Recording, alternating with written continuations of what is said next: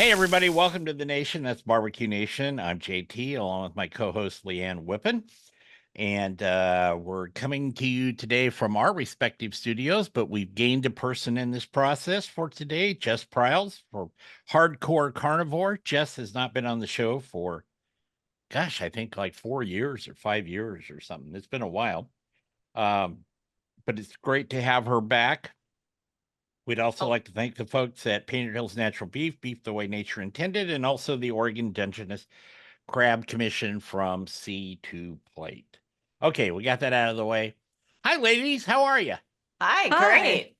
Doing great. I'm excited to have Jess on. She's been like gone for months and months, and I want to know what she's been up to. I do too. I've I been do. doing all the things. Yeah. all the Well, what necessary things are the things? It's very exciting. So I have it sounds so weird, but I've been traveling. I was down in Australia doing a couple of festivals down there. And then the last couple of months on the road, I have been filming season 2 of my show, which sounds really weird because I haven't been able to tell anyone what season 1 is until now. So it's amazing timing that I get to talk to you guys. But I guess I'm really excited to share that I have a show called Hardcore Carnival coming out on the Outdoor Channel. It premieres September 23rd at 8:30 Central. It's 10 episodes. We filmed them last year. It is a little bit of hunting, a little bit of meat, a little bit of cooking. If you love meat, this is the show for you. And I guess it's also a great sign that we already got greenlit for season 2. I'll say without Yeah. even one being out, that's incredible. And it's the appropriate channel, I believe. Yes, it seems good. right. We're doing a lot of live fire out there, and yeah, it's been awesome. Outdoor Channel have been really exceptional to work with, honestly, because Leanne, you know as well, like sometimes when you do traditional network stuff, it's a very, very narrow scope, and you're told that, Yep. this is where to stand, this is what to say. Don't worry that the competition isn't very authentic because this is how it has to be for TV and or whatever. And in this case it was, okay, what do you want your music to sound like? Where do you want to go? Who should we feature? You want to swear, go for it. So Wow, that's great. it's a really, really unique It's going to be more natural. I reckon. Yeah, Yeah. exactly. Yeah. Good for you. I think that deserves a golf clap. Thank you. I appreciate that. Yeah, there you go. It's tough to record and to produce a show and to be on a show like that. What share some of your experiences? I know you can't give away the secrets of the segment contents or episode contents, I should say, but what did you learn doing this?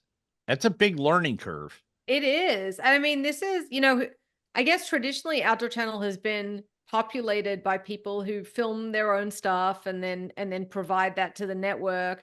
This was a little different because we actually I'm working with Andrew Zimmern's production company, who are producing this. So first of all, I got to learn, really the ins and outs of what it takes to bring a show together with a full crew and traveling and what's really reasonable and feasible.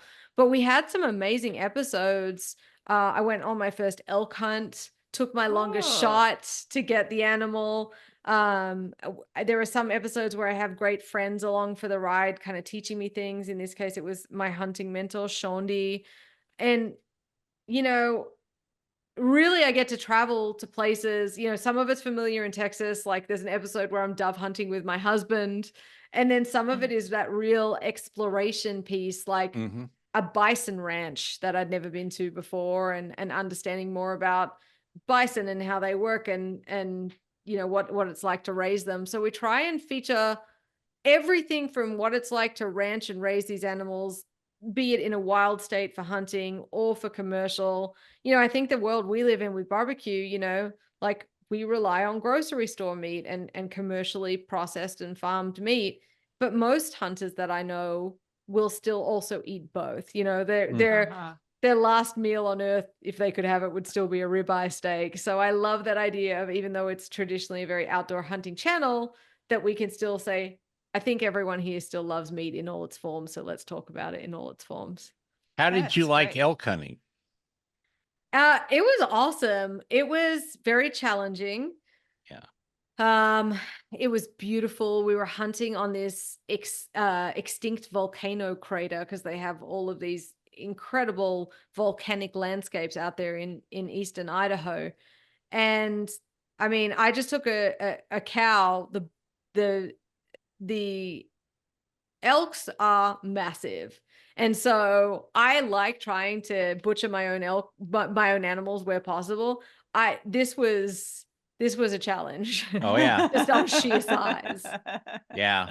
I've taken a few of those over my career, and once they're on the ground, that's when the work starts, as they say. And it's a full day and plus getting those out, just so you can get them off the hill. Right. It's tough like that. What does your husband think of all this? Not trying to be too personal, but he's got to scratch his head once in a while and go, Jess, what in the hell are you doing? Yeah, I think he's used to my BS by now, Jeff, if I'm going to be honest with you.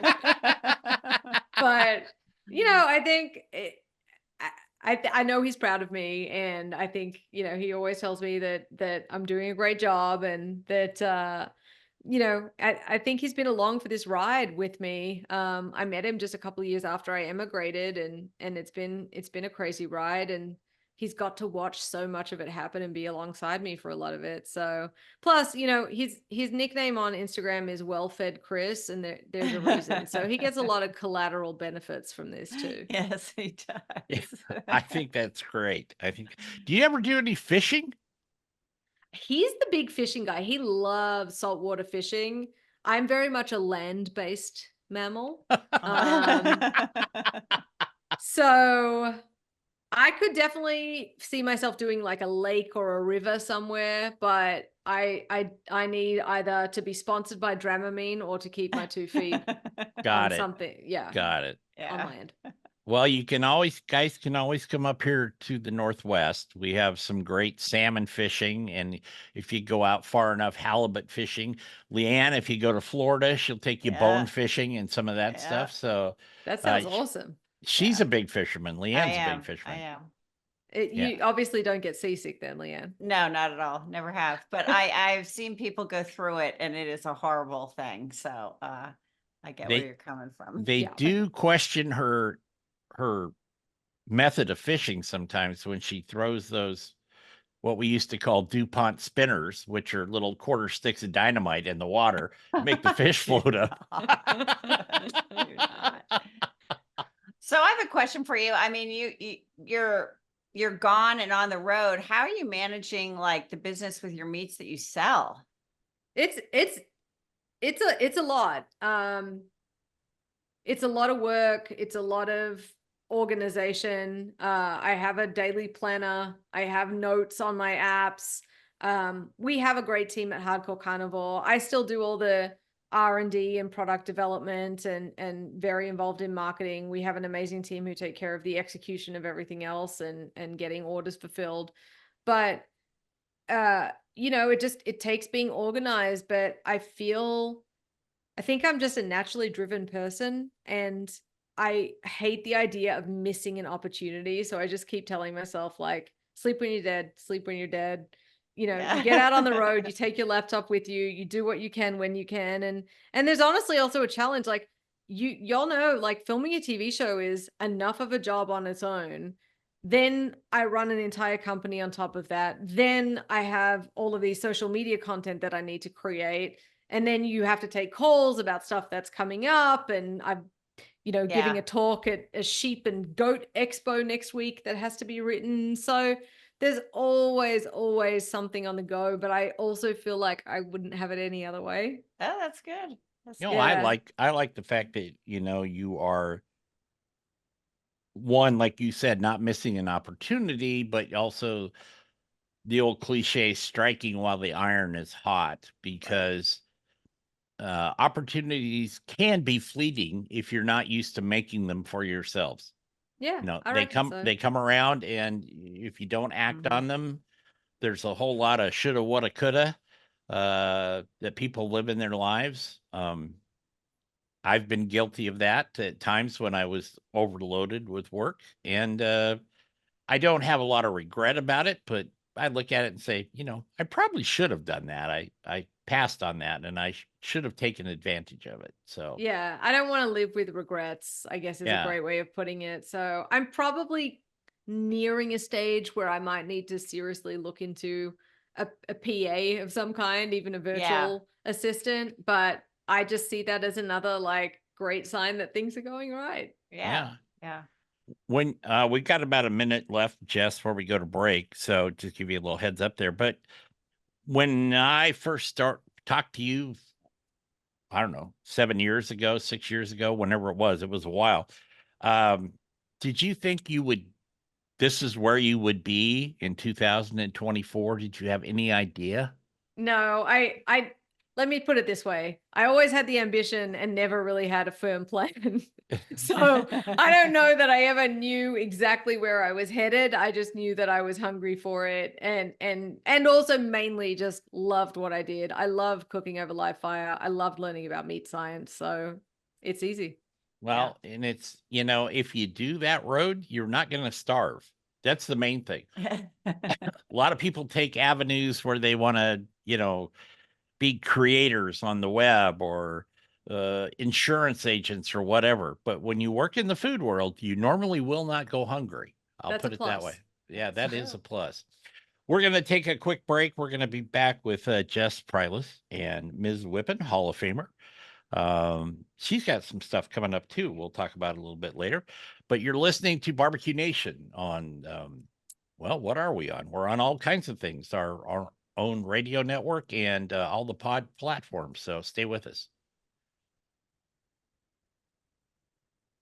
Welcome back to the nation. That's Barbecue Nation. I'm JT, along with my co-host Leanne Whippen, Hall of Famer, as I always like to just kind of throw that in there. You can find us on all the social media platforms and pages between the show and Leanne's personal platforms and that, and mine, and Facebook and Twitter and Instagram. And as soon as they invent another one, we usually end up on it. So we'll do that. Today we're talking with Jess Pryles, hardcore carnivore.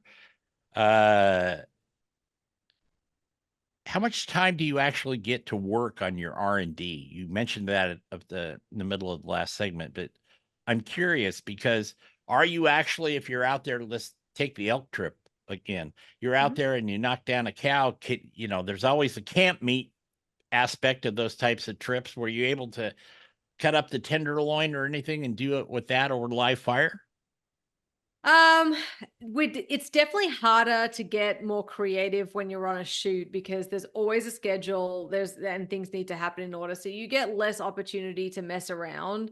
But I think what travel does let you do is take the inspirations that are part of the R&D. So it's not merely just recipe testing, but within Hardcore Carnivore, we've got 9 seasonings, we've got a sauce, we've got a chili mix, and I'm always thinking about more seasoning flavors and also more innovative products, because we also have a bunch of accessories. So it's like, I remember when I brought out our trimming knife as part of the line, when I first moved to this country, I knew that a 6-inch semi-flexible boning knife was what every butcher in the world used, everyone who works in a processing plant.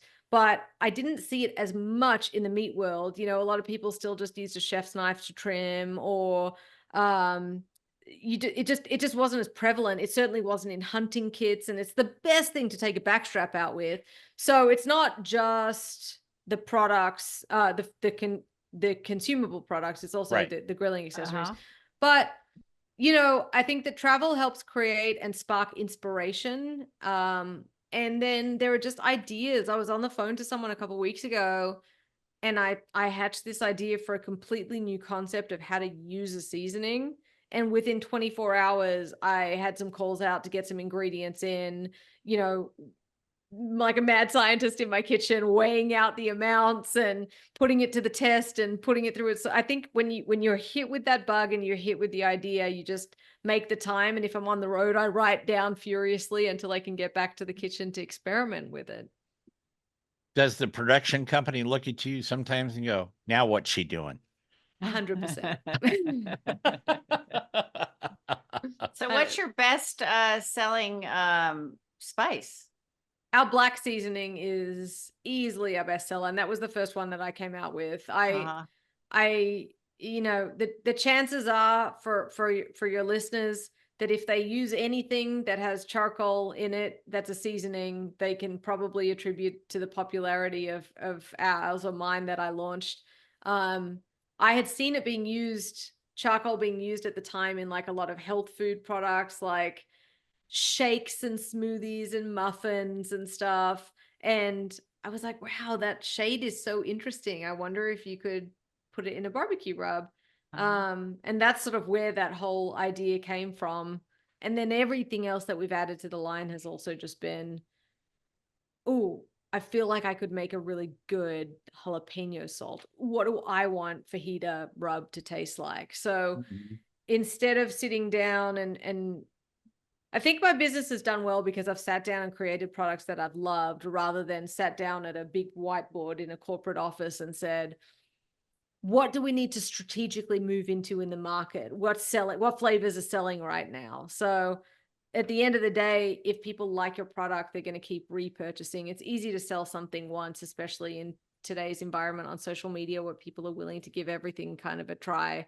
But I think the fact that we're here, you know, 9 years later, still in business, is a testament to the actual products and the actual Yeah, recipes. for And I sure. just make them the way that I think meat should taste. Mhm. I like the way you slipped into the Valley Girl thing there when you were talking about smoothies and stuff. I thought that was great. That My was accent's all over the shop, guys. it's all right. Do you think a little insight from you? You've had really good success with everything you've done, Jess, but you were just talking about whiteboard versus actual applications of what your thoughts are. Do you think that sometimes people there's a lot of rubs and spices out there now. Tons. I mean, all you have to do is watch any social media It's feed saturated. and it just gets piled on daily. I Do you think people are actually putting the time into it? And I'm not being critical of them. It's just like Leanne said, it's such a saturated market.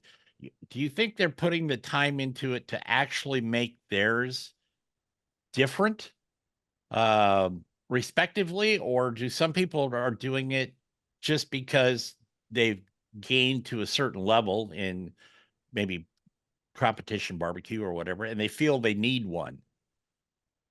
It's a great question, honestly. I mean, I think I should start by saying there are certainly some people out there that are, you know, there's a lot of people out there that are putting products out because they believe in them. Yeah. They Oh, yeah. that's their special seasoning that everyone that they have over and cook for loves, and they really believe that others will love it. And that's a great place to come from.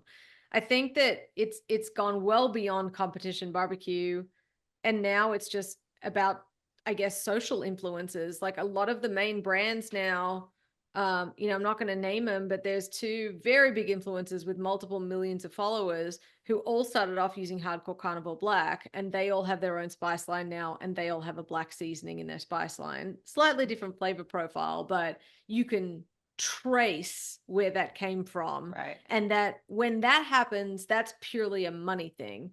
Right. Social media is a very dangerous, scary place. I always call it building your dream house on rented land. A lot of people can get really sucked in by it. You can get tempted by it. It's easier than ever to go viral. Meat is always a popular topic.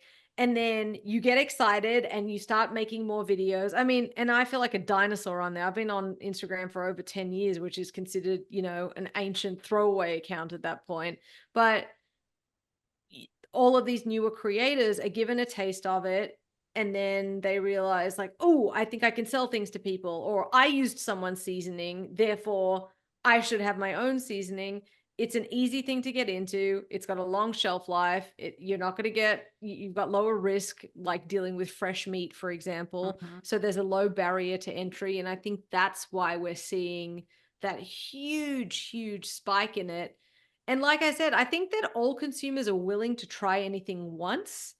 But it's about coming back to those brands, and not even the brands, but the flavors they like. So whether you're an influencer or a competition winner or a Hall of Famer or whatever it is, if you have a product that you created because it tastes great, it resonates with people and they enjoy it, you ultimately, I think, will enjoy some success. But there's a lot to wade through, like you said, Leanne. Mhm. Yeah, it's kind of amazing to me that we've come to this point with this constant bombardment of information and in products, etc. Anyway, we've got to take another break. We're going to be back with Jess and Leanne right after this on The Nation. Stay with us. Excuse me. Welcome back to Barbecue Nation. I'm JT, along with my co-pilot, co-commander, co-conspirator, Leanne Whippet. And today we're very pleased to have Jess Pryles with us from Hardcore Carnivore. And again, we'd like to thank the Oregon Dungeness Crab Commission and Painted Hills Natural Beef. Great people to work with, both of them. Put on your Kreskin hat if you know who Kreskin is. He was an old character on Johnny Carson show. So that Nope. I'm dating myself there. Okay. We didn't have Johnny Carson in Australia. Sorry. So you did have some funny people. The times I was down there, you had some very hilarious people on the We did. airwaves down there. We did. Apparently, we have very funny break dancers as well. if Oh you my watch goodness. the Yes. Olympics. Yes. I saw that. Where do you see yourself in, say, 5 years, 10 years, Jess? Ooh, definitely still in Texas. I don't know. I don't have a good answer. It's an extension of what I said before. Like I'm constantly looking to put stuff in the development pipeline. Like, what projects can I get involved in? What food festivals can I get involved in? What R&D can I do? But in terms of an actual thought out game plan, still somewhat lacking. So I don't know. I mean, maybe I'll have a little ranch somewhere that I'll be on, or have my own beef brand. Who knows? Well, there you Yeah. go. Yeah. I will comment and say I am impressed that you have a record player in the back there, a turntable for LPs or albums. I love that. I love to see that. I'm a vinyl guy. I don't have too many anymore like that, but whenever I That's see my husband's, I'll be honest with you. I do have like 2 Metallica records still on All vinyl, right. but I Yeah. will say that all of these skulls are mine. So Okay. All right. I ate all of these. Anybody ever remnants. give you a hard time about your prowess for big game harvesting? That's a very nice way to put it, I might add. That was Yeah. very nice. Thank you. Yeah. I mean, I'll call it killing. That's fine, Jeff. I will say something. I'm not a big game hunter in that I don't think I would have hunted elk if it weren't for the show. I'm glad that I did it, but I love hunting whitetail. I love hunting dove. I love hunting things in Texas on low fence ranches. I've never had any desire to go and, go to Africa and kill the a big lion. game, yeah. Yeah, Mhm. that's not of interest to me. Mad respect to anyone who wants to do that, but that's just not my thing. Everything that I've hunted is just stuff that, again, I've processed everything myself, except that elk, because we were in Idaho and that still annoys me to this day. We did some of it, but it was very hot that day. But Yeah, you have to move quick on those too. yeah, you do. So you don't, I mean, it's such a big part of, the safety, but also the quality of the meat and that eating experience as well. But I learned to hunt when I moved to Texas, and I think it's a really important part of being a meat eater. I don't like dispatching the animal. I work really hard to make sure that death happens as instantly and as quick as possible. And I think Anthony Bourdain is famous for saying there is a direct correlation between animal welfare and how good meat tastes, which is great because everyone's happy. It hits Right. everyone's ideal. And yeah, I'm I love my dogs, I love my squirrels. So I'm an animal lover, but I am also a carnivore, and I think you can do both with a really humane attitude. Oh Sure. yeah. Don't get me wrong. I used to call it Bambi blasting, and that raised a few Oh. few eyebrows when I was. They'd say, "Where are you going?" "Oh, we're going to Eastern Oregon, go Bambi blasting for a All week." right. Yeah, but I was the same way. I don't, even though I hunted a lot, I don't do very much of it anymore. Excuse me, but it was to get the meat and to Yeah. utilize the hides for whatever. Um, and that I never killed anything like that unless it was to put it out of its misery. If it Yeah. had been wounded or something by somebody else, and it Mhm. was, that was a kind thing to do, I always thought. But yeah, I don't like people who just like to go shoot them to shoot them, Yeah. just to, do that. Anyway, um, do you have a favorite kind of game animal that you like to consume? I mean, probably just whitetail. I've shot an axis or two in my time because they're now feral here in Yeah, Texas. They've gotten out of a lot of high fence ranches and they breed twice as fast as the whitetails. I don't think there's such a stark difference between the meat. A lot of people like axis is the best you can get. They do eat differently to whitetails, and as we all know, what the animal consumes is going to affect that flavor profile as well. right. But I love hunting whitetail. We live such busy lives. Even though I hunt on a feeder here in Texas, I go out to my buddy's ranch. We get up before the sun comes up. We sit in this tiny little wooden box together, and you just watch the sun come up and you watch the shadows play. Is that a mesquite bush? Is it an antler?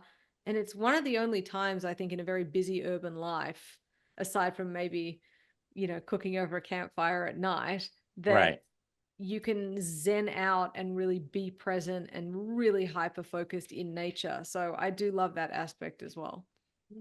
Yeah, ours was always well, we have two different styles here in the Northwest. You have the Western where we live, which is a lot of dense forest, that type of thing. I preferred to go to Eastern Oregon where you were in the taller timber or the sagebrush country. And that was my favorite is hunting in the sagebrush, and you crawl up on the rim rocks, and sometimes you could spook a nice buck out of their bed in the mornings and all that. But And check for ticks later too, right? yeah, Especially oh in that yeah, oh sage. yeah, yeah, you had to do that. But the great thing about that over there too was there was always quail or chucker or pheasant hunting to go along with it. Um, and as the deer were cooling in the cooler, we were pretty spoiled. But I I could go out and harvest. I love the way people say that. I'd go out and harvest a couple of pheasants or something, and we'd have them for dinner. I could take them in and cook them for dinner. Like that. So to me, it was this grand experience all the time. To even though we were staying in a house that had satellite TV and et cetera, you could still eat off the land, and I love that. Mhm. Yeah, it's very empowering. It's very empowering to one thing, it feels great to be able to cook meat well. It feels great to know where the cuts came from on the carcass, and it feels great to be able to know that if push came to shove, you could absolutely do the full gamut of it. Hmm. I, I grew up very urban, no agricultural background whatsoever. And so it really reconnects you back to your food. When you go back to Australia, and I know you go back there and you've judged and you film stuff and you've given talks, et cetera. And I'm sure you're more than well received when you get down there now. But do some people that you like maybe grew up with think that you've really changed and expanded? Or you can't really hunt in Australia that much. You can. It's really not common Yeah, because we have much stricter firearm laws, but we also have axis and fallow deer in Australia that are not native and have gone wild, and they also have to hunt and cull kangaroos. right, They eat the farmers' crops, but I never. Yeah, it's not as prevalent in the culture and as part. You you need to go and find the hunters. They're not going to just be around. We don't have a Bass Pro, right, right. anywhere near us. So yeah, I think it was really weird for my mom, especially, where she was like, the first time that I showed her pictures of, hunting or skinning a deer, she's like, what happened to the girl who used to watch the Barbies, play with Barbies? And like, that's still me. I still love to dress up. And Leanne could probably attest to this too. I think that's the beautiful part about being a woman.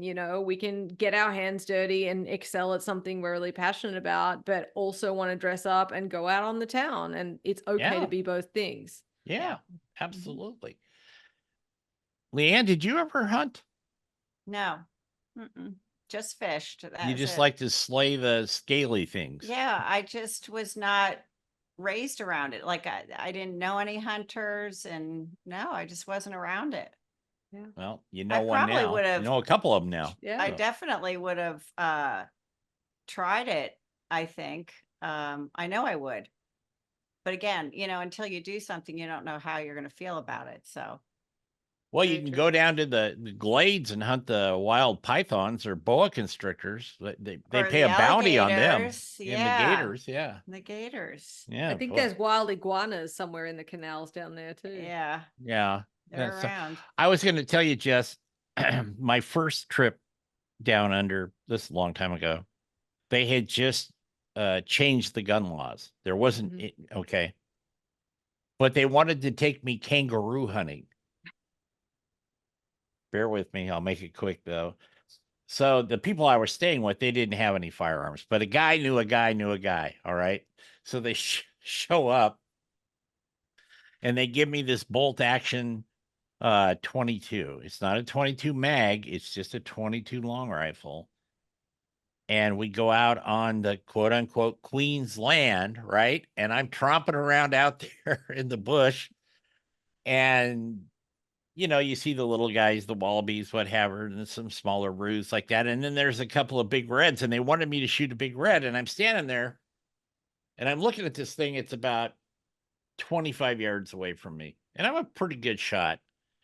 And I think, something, big guy, if you shoot that thing, you're just going to piss them off because this 22 isn't big enough to do anything but like be a little fly nick on it.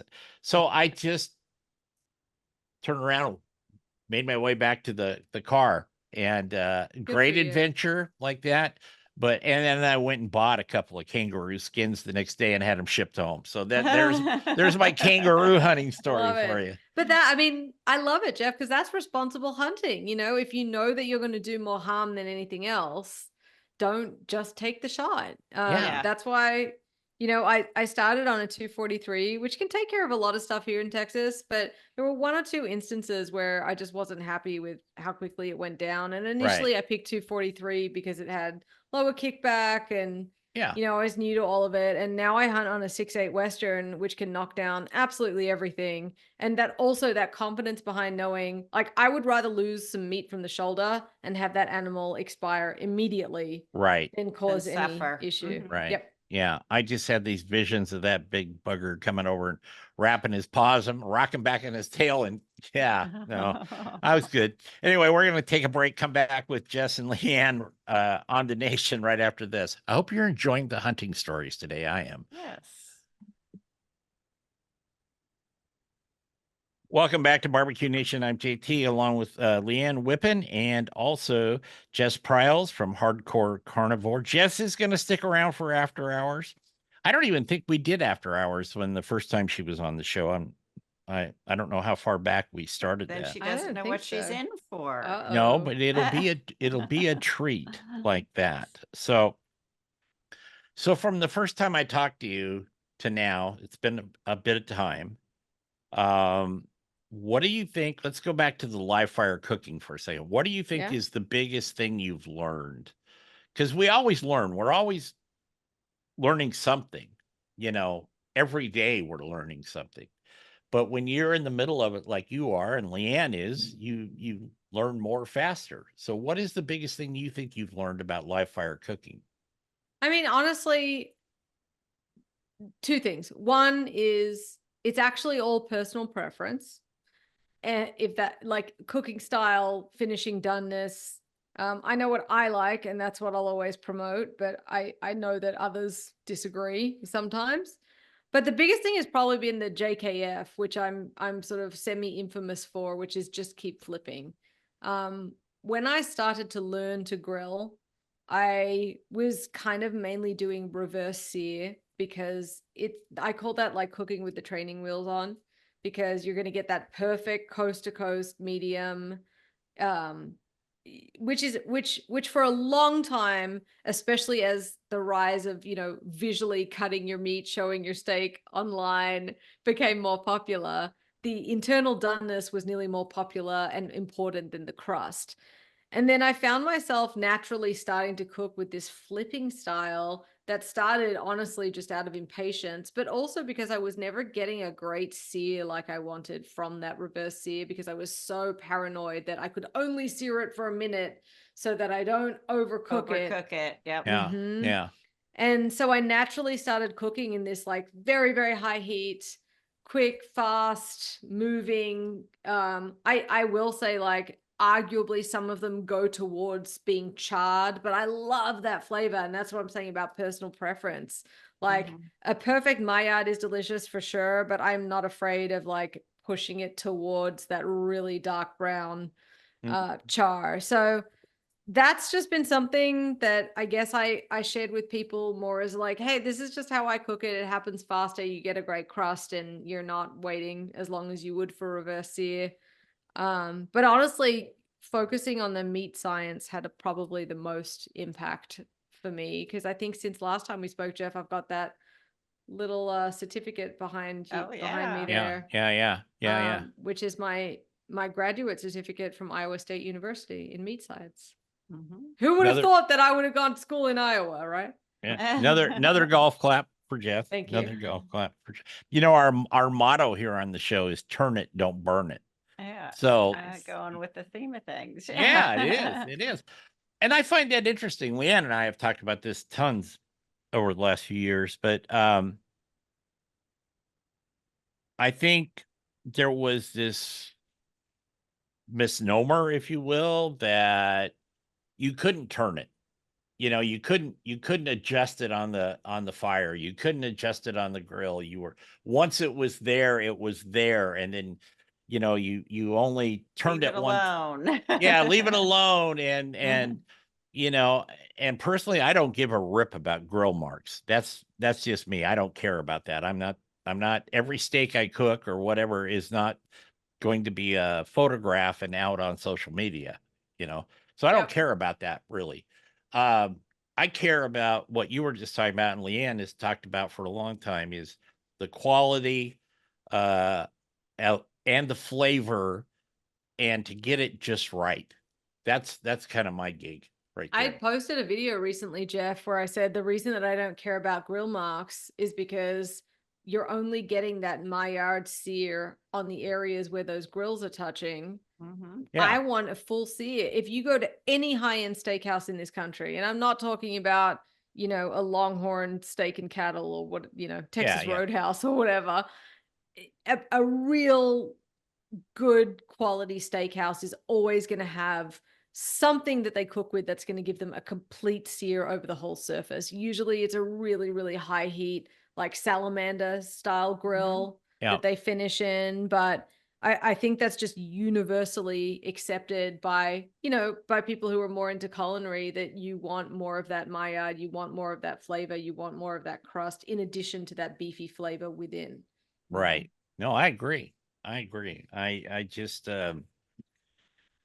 I think we're progressing now enough with the actual cooking and the science, not just the barbecue of, wow, we threw it on the smoker for 15 hours and it was great. Nothing wrong with that. But I think people are getting wiser, because one of the positive advents of the internet and social media is there's a lot of information out there. Some of it's not very good, but a lot of it is. And if you pay attention, I think it can really help people. Yeah. If you just Mhm. pay attention to you or Leanne. Uh, no, I'm being serious for a second, which is unlike me. But with the amount of work that you two have done, and Leanne has done tons and tons of it, I think people can wrap their head around that, instead of always just having to be, well, my grandpa did it this way, and so I'm going to do it this way. Yeah. I mean, Well, Leanne's amazing. all they have to do is try it, like with Jess's method, and taste it, and they're hooked. It's Yeah. just a matter of getting to do it one time. Yeah. No, that's true. That's very true. And I think that both of you, being women, and that garners its own audience in a way.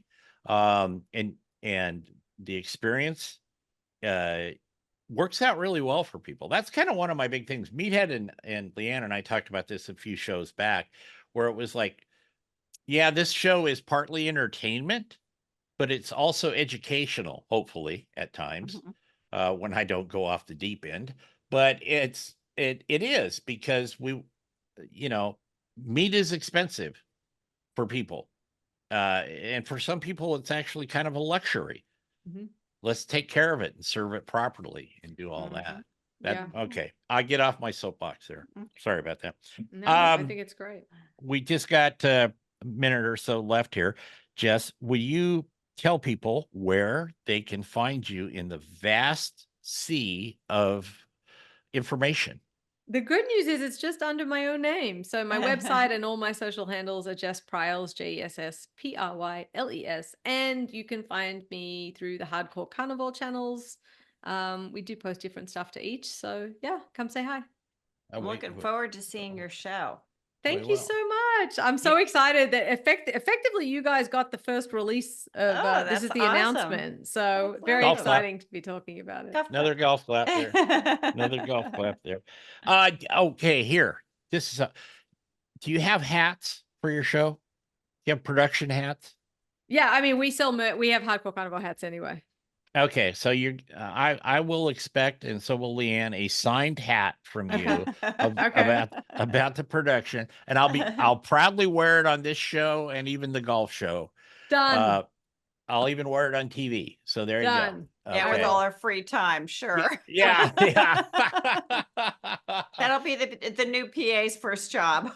Right? Yeah, do that.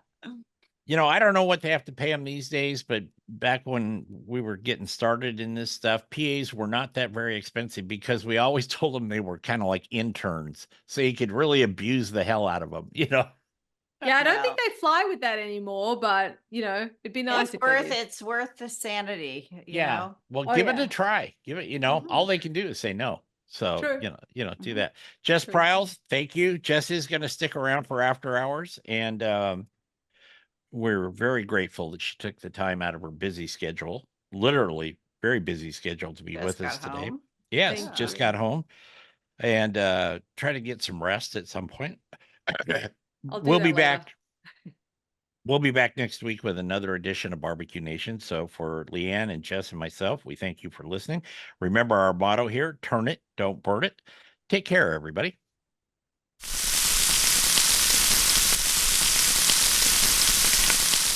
Hey everybody, welcome to After Hours here on Barbecue Nation. I'm JT, along with Hall of Famer Leanne Whippen, as usual, my co-pilot, and Jess Pryles today.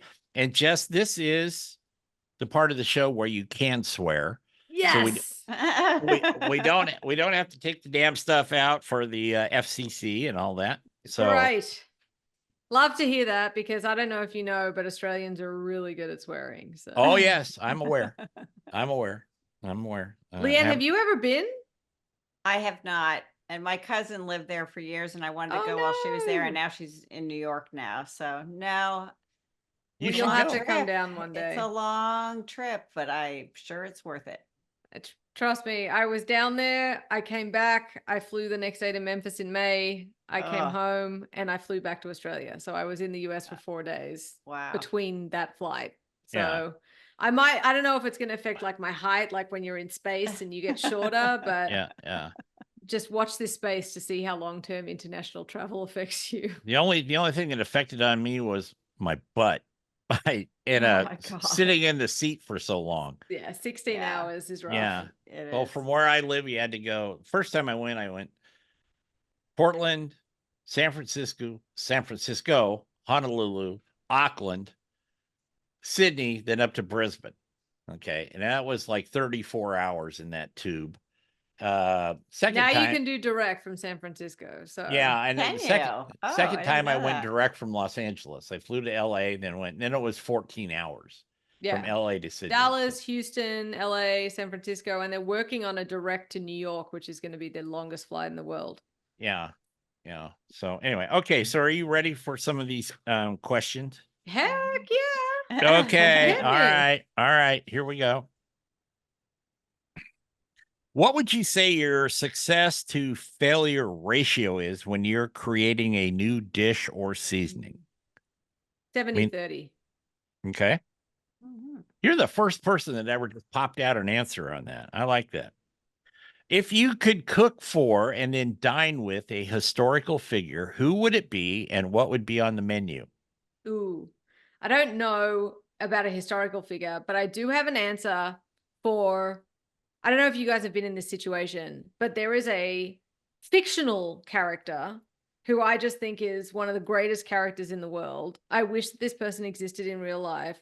I'm not sure if y'all have watched 30 Rock, but there's a character in there called Jack Donaghy, played by Alec Baldwin, and Mhm. he is hilarious and smart and funny, and I always like get upset that he doesn't exist in real life because I would love to meet him. Alec Baldwin not so much, but this character I got it. so I'd say Jack Donaghy, and I would say that the dish would be a really, really nice high-end ribeye, because I feel like he's eaten in a lot of great steakhouses and Michelin-starred restaurants. So I'd pick like really interesting beef as well. So maybe something with like a Wagyu cross or something. They're doing this really cool meat out of Australia that's like old retired cattle, like 7-year-old cows that has wild flavor to it. So it would be an interesting, like nerdy kind of cut, cooked really, really well with a really good gin martini.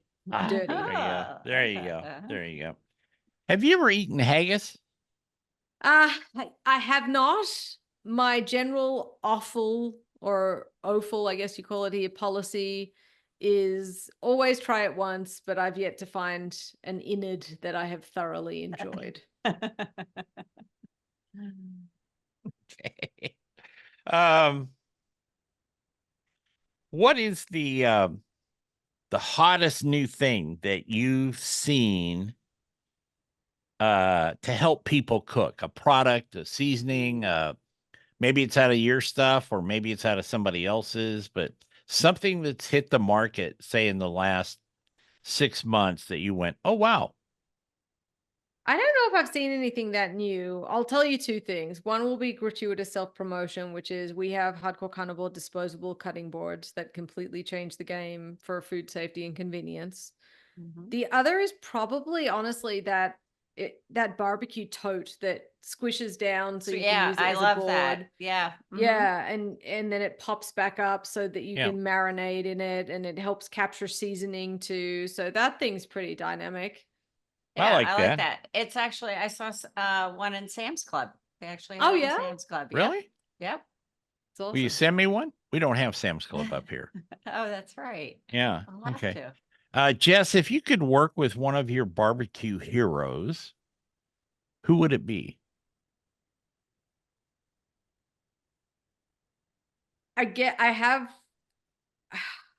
I want to say it's been a long time since I got to cook with Billy Durney, and I love watching him on his journey as he learned to learn and then excel and then master Texas barbecue. I just got to cook with Pat Martin for season 2, and that was amazing. So I feel like I've gotten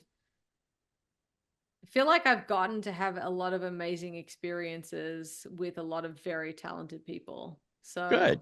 Good. That's great. Yeah, it's very special. This is kind of right up your alley here. How would you change, if any changes were needed, food shows on television? Well, Should we tell her should we tell her what John Marcus said? No. Sure. He said, cancel them all. Yeah. I think I've just seen too much behind the green curtain kind of thing. Yeah. And I understand the complications of them. Like I understand that, a small example that maybe your audience hasn't considered yet. When you were working with a film crew, they have they have union, or they have like standards, like Right. they have, if they're 12 hours on, they have to have 12 hours off. So you can't say to them like, oh, rest a little bit during the day and then we'll film into the night the brisket going on, and then film it during the night and then in the next day. So a lot of the times, just the fact that other people are working to capture those TV shows is mainly what prevents us from doing them, I suppose, true to life. And Right. that's why you see in a lot of the barbecue competition shows, like, oh, you've got 5 hours to cook a brisket, which, you know, is certainly possible for competition style, but you're certainly not going to make Texas style brisket in 5 hours. So, I think I honestly, I think it's great, because I think those shows are great because they expose so many people to an audience that just loves them, and it continues that growth of barbecue. I mean, that was the whole point of Barbecue Pitmasters, right? That it just blew it wide open for people. I didn't know that competition barbecue existed before I saw that show, and it changed for so many people. So I would nearly just try and more educate the public on, like, this is why you see it be the way that it is, and it's not perfect, but at least we have barbecue shows, because There we you would go. rather have them than not. There you go. What has been the absolute best day of your life so far? Oh, I know what I'm supposed to say. Say whatever you want. Meeting my husband, getting married. It was my wedding. My wedding was pretty cool, and I do like my husband a lot, so that helps. But Yeah, that does help. I've got to be, you know, honestly, there's not one.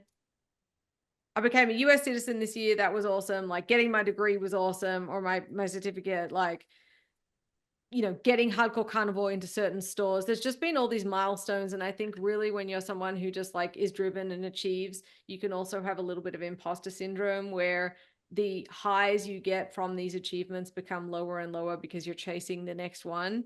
So I don't have a single day that is my best day.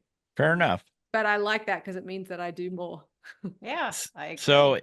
So if Leanne, Hall of Famer, declared Jess Pryles supreme ruler of barbecue for one day, just one, what would you decree as supreme ruler? Oh my God, that's just such a good question. And it's nearly got me stumped, honestly. Tell me some of the weird answers you've had in the past on that while I consider. People, you know, don't cook over gas. Yeah, don't cook over gas grills. That's for sure. You know, like we were saying a few minutes ago, don't turn your steaks, or don't be afraid to turn your steaks, depending on who was answering the question. I'd honestly probably decree that the perfect 45-degree grill mark is no longer allowed in steak advertising, because it's perpetuating a myth. Sure. I like that. I like that. What's your absolute favorite non-barbecue food or dish? I do love pizza. Not gonna lie. The irony is that I love vegetarian pizza, which is very shameful. But and anything Tex-Mex. I try and go to Mexico a lot. Like all of the use of the chilies and yeah. So let's go with Tex-Mex. Final answer. Okay. Do you remember the first thing you ever got in trouble for as a kid? I stayed out of trouble a lot as a kid. I remember my mom like spanking me once. I have no idea what it was for, because you remember more the fact that you got spanked than what you actually did. Right. But I was very much like if a teacher tells you to do something, you better do that because they're an authority figure. So I got it. You were a good girl. I know I don't have any great like horrible dirt stories for you. Oh, that's all right. What's one thing you really miss about your 20s or going to school in college or whatever? Not hurting when I wake up in the morning. Yeah. Like getting out of bed and not having to go, oh, stretch neck. That's one thing that I miss about my 20s. The hangovers weren't nearly as bad. Oh my God, they were not. But I didn't know how to cook steak in my 20s, so true. Could go either way. Yeah. True.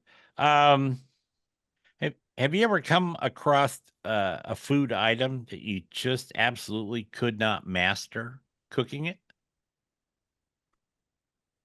Yes, I'm trying to remember what it was because I've probably put it out of my mind. I mean, I don't think I don't know that I've ever cooked a perfect brisket. I cook brisket to the point where I'm comfortable teaching others how to do it, and I feel like I know how to cook a brisket. But Right. there's so many variables in that natural product and that long cook time and what you're cooking on. I think that's why people love it, like fishing. Like, is there ever truly a perfect fish, or are you still going to keep casting your line because there's always that better one out there, you know? That's Absolutely. right. I know you said you don't like to have regrets or anything, but if you could erase one mistake from your past, what would it be?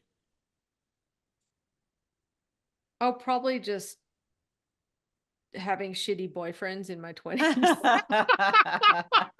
Including the one who told me that the way to cook steak was to leave it on 7 minutes for each side, no matter what Oh steak it God. was. No matter how thick it was, no matter what. Yeah, that was the red flag. Okay. Let's do something more fun than talk about shitty boyfriends here. If we put your skills to music, what would the music be? Uh, Metallica or yeah, it would be like, oh, some 80s like hair metal, like Poison, Motley Crue, Oh Warrant kind of yeah. yeah, thing. That's my kind of Or music. AC/DC, of AC/DC. course, I was gonna say you're from Australia. You gotta have all those day boys long. all day Mhm. long. Okay. What is the worst concert you ever attended? Tool. Really? Yeah, Yeah. I know that I was going to upset a lot of metalheads, and my husband went to see them this year, and he's furious at me. I walked out. I just find their music incredibly boring. It was a free ticket. Like, it's just like it insists upon itself, and it keeps going on, and I'm waiting for it, and it's not happening. So that wasn't great. I'm Okay. sorry. No, Sorry to that's the Tool fine. fans. That's fine. If you were an animal, what animal would you be? Probably a dog because people love dogs, and dogs do Mm-hmm. great things for people. Yeah. Okay. Yeah, Um, Pitbull. okay. What's the biggest change you think should be made mandatory in competition barbecue? I'd l- Well, this is weird and it's a little bit outside of my purview because I haven't been involved in comp barbecue for a very, very long time, but I want more liberty around presentation Legal? I like because I that. feel like that would really open up some interesting opportunities. Hmm. Ms. Whippen, you have a comment on that? I agree with her, but at the same time, a lot of people get upset when they talk about presentation because of the garnish and that sort of thing. So presentation, yeah, I agree with what you're saying, but and see, but that's what I like about the World Food Championships is because, it's a lot more open and it's more creative. And I will say it does affect the proteins and how they cut it and how they present it. Um, that restriction that they have, I agree that it should be lifted somehow. It's a fine line. It is because I think, I know that a lot of what's currently in competition barbecue is there because it's evolved to be that. It's not that Mhm. someone sat down and said, this is what it must look like. Someone won Mhm. with it looking like that. Other people then made theirs look like that, and it sort of Right, it's naturally a evolves repeat. like that.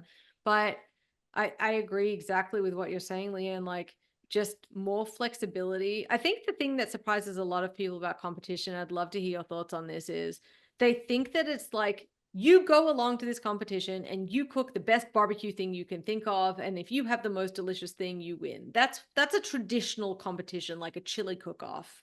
Mhm. And I think that people who aren't involved at all are surprised to hear, no, it's a very specific protein that's done in a very specific way. The judges, whether they're supposed to be not biased or not, do expect to see a certain thing. And so That's right. yeah, it's a really, really different world altogether. Mhm. You got a favorite movie?